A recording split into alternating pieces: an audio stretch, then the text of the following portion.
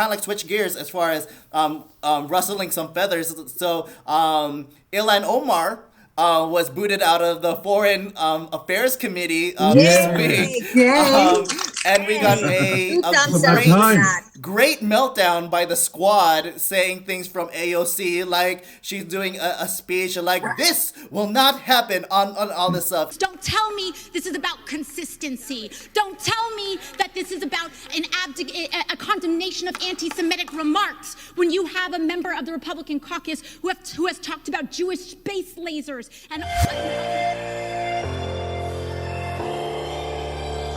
No, I think Mitch has a... We have to, totally. I'm curious. The guys on our panel who are military must be having opinions about why on earth wasn't it shot down immediately. I'll go ahead. I'll just go ahead real quick. So I'll just say as I think it's hilarious when Dolly was saying the media doesn't cover this. The Hill says, like, even in Trump there was 3 balloons saying that this was happening, as if that happened. Like,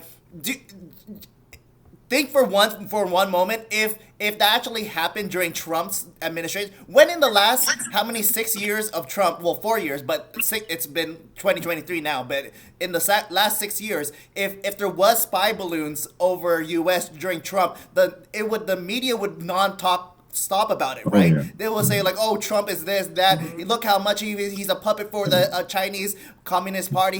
They would never let it go. So they're gaslighting the American people, saying like this happened under Trump when it did not. I forgot the 3 officials of Trump's cabinet that were disputing it. The Hill was reporting that there was, and so it's seriously ridiculous that they're saying it. And one of the excuses, if we shoot the balloon at Montana, it's gonna hurt people. Like, there's no one living in Montana. That's what the left likes to say. These are flyover states. And so right now, for the Chinese Communist Party, like, everything is a flyover state because they saw everything about the U.S. in this spy balloon. It's really ridiculous how they're gaslighting the American people.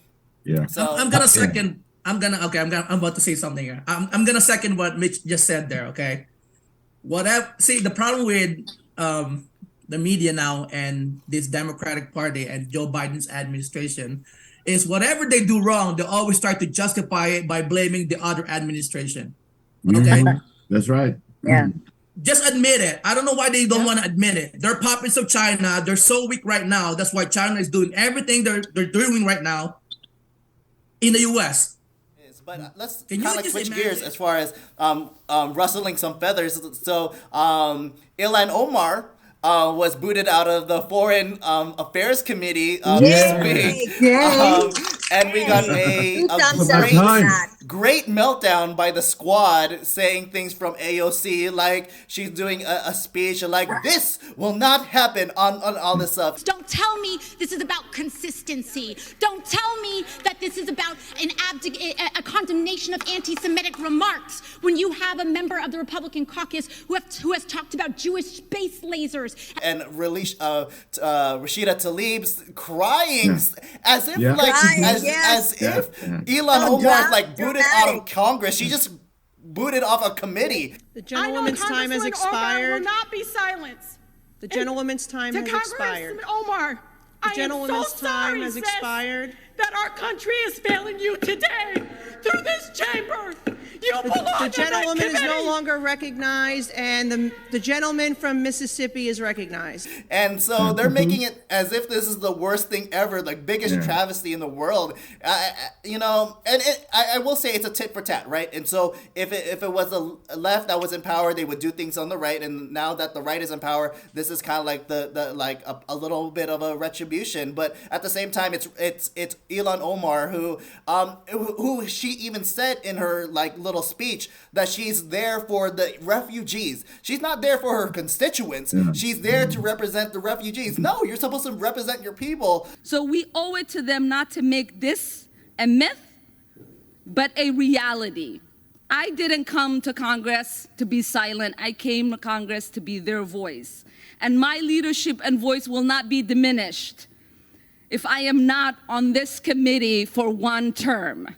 not the people outside of America. Well, she But- was a refugee. That's why. So, Mitch, You know. I got a few thoughts on that, actually. You know, first of all, Ilhan Omar almost lost her primary. So she almost became not a congresswoman by, like, I think a few hundred votes. And really, it didn't even come in the general election. It came in the primary. That means her own Democrats are having a problem with her. And like you said, Mitch, you know, she should be representing the people of Minnesota in her district. But now I think the people are annoyed because, you know, on a basic level, there should be constituent services. And I think she's too busy chasing the celebrity of her being this like rebel thriving on victimhood. And therefore, that is what drives what she does. And her constituents are being left out. So I'm very interested to see in the next election, she's probably going to be booted out. And, you know, some people actually vote based on committee, you know, so they go, oh, my congressman is on certain committees. So the fact that she got kicked out of the committee, I think is a really good thing because it further takes away one justification for one of her constituents to vote for her, especially on the Democrat side. So I think that's a very good thing. But one other thing I wanted to mention was, you know, this situation actually made me think of how powerful this slim majority Republican caucus has become. Whether it was pushing Kevin McCarthy to have these concessions before voting him for speaker.